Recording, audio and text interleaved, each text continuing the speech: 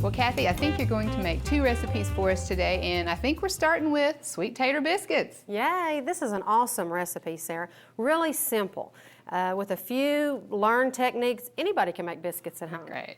Okay, so I have a bowl, and I'm going to put all of my dry ingredients in this. Okay. All-purpose flour. Okay.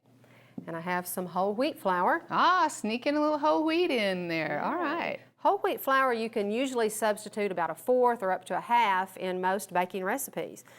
Okay, now I have some baking powder. Okay. It's our leavening agent, a little bit of salt. Okay. Do you mind handing me a fork? Sure.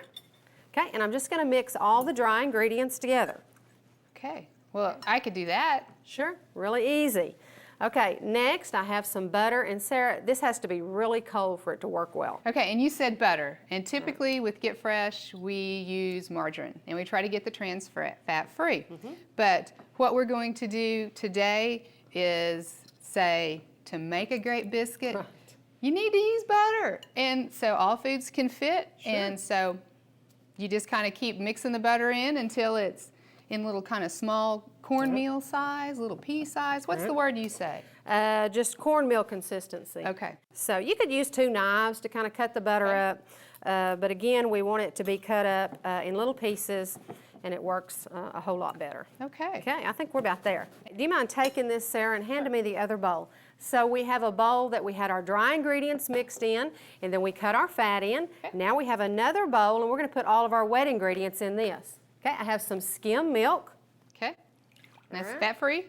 Yay, awesome. And the thing about skim milk, Sarah, as you know, skim milk is great to use at home in baking and cooking. All the nutrients are still there. They've just taken the fat out. Sure. Great way to save calories. Sure. Awesome. And now I have some sweet potatoes. And let's look at a sweet potato and talk about a sweet potato for a minute. Okay, I have a whole sweet potato. You just get these at your grocery store. And you just bake them in the oven like you would a regular russet potato. Okay, you just want to wash it real well, bake it an hour or so, and it's really awesome. I also know that you can use canned sweet potatoes, but what you'd want to do is make sure you drain them real well. Sure, drain them. You can just smash them with a fork. 1/2 cup sweet potatoes, it'd work just fine. All right, in go my sweet potatoes. Okay. In with the skim milk. Do you mind handing me a fork? Sure. Okay, I'm just going to mix this all together. Okay. Again, this is all of our... Sorry. Thank you. Get these a little bit out of the way. This is all of our wet stuff mixing together. Okay. Heck of a deal. Okay, now let's put all of the wet ingredients back in with our dry mixture. Okay, so I get to do more work, right? Thank you. Hand you a bowl, clear this stuff off. Pretty good. I know. Yeah, I'm telling you. All right, so now we are just going to mix our biscuit dough recipe together. Everything's in one bowl. Okay, I'm just going to mix this around, and I'm going to mix this until it forms a ball. Okay.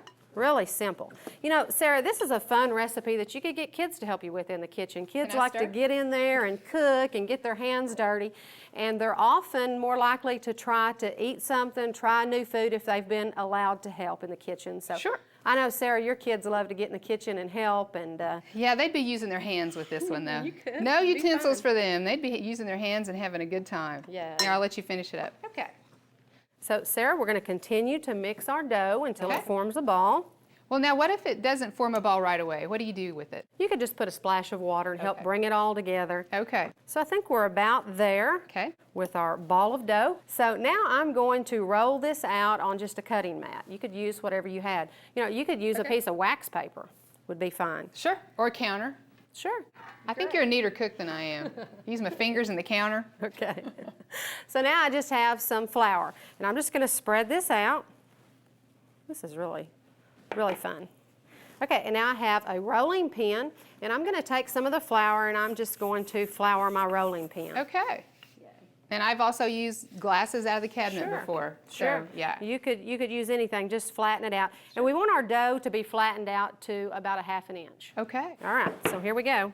Can I help you? Tip up? Are you ready? I'm gonna get in there with my hand. Okay. So you sprinkled a little flour on there Sure. just to keep it Where it's not so from sticking sticky. so much to your hands. Okay. Here we go. Okay, you have done this a bunch. Done this a lot. Okay, so this is the key, Sarah, as you know, to making a good biscuit. Okay. We are going to knead the dough. And this recipe, we're gonna knead it about 14 times. Okay. Okay? And so in kneading the dough, we develop the gluten in the flour, and that will give our biscuit height and structure. We wanna be careful not to overwork it, or we're gonna come out with some little sweet potato hockey pucks. Okay. Really, if you have the serving size, which is 1 biscuit, you know, it's about 3 grams of fat. So that's kind of considered a low-fat food. I mean, who would have ever thought biscuits could be a low-fat food? Awesome. So how many are you on? That's 10? it. That's that was 14?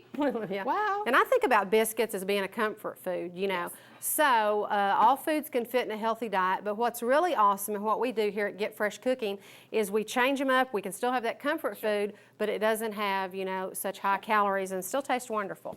So I've kneaded my dough 14 times, and now I am going to roll it out. Oh, I got in your way. Well, how come you just can't pat it out? You could, right? You could. You could just use your hands. Okay. You know, we're going to get 16 biscuits out of this. Okay. So we've done this a time or two, and it's about a 1/2 inch thickness of dough. That's what I'm aiming for. Okay. Okay, yum. These cook up really quickly. We have our oven preheated to 450 degrees. You know, all ovens are different. About 10 to 12 minutes, it'll be done. All right, here we go. I think I'm about there. What do you think? 1/2 inch? I think it's good to me. Eyeball it. It's awesome.